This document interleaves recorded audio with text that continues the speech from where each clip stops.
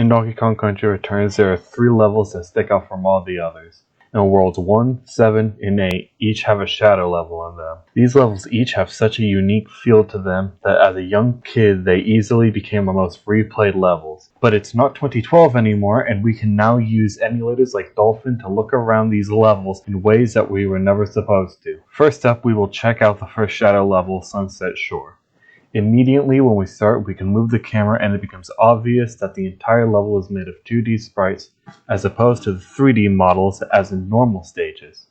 There are exceptions, of course, like rotating items, checkpoint stands, barrels, as well as Rambi boxes in one of the later levels.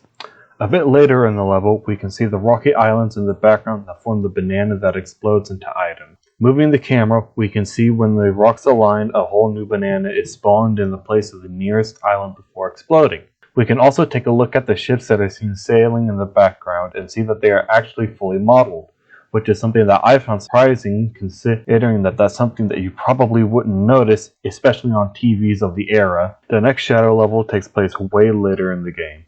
Foggy Fumes is the first level of the factory.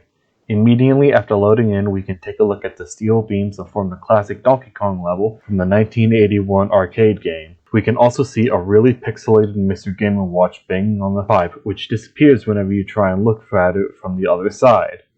The really interesting thing about this level is that at the very end it transitions into a normal non-shadow level, and we can actually see what it looks like before you're supposed to. We can see that the shadow portion is in the foreground and the normal part sits just behind it. We can also quickly take a look at the whole area of the normal part of the level.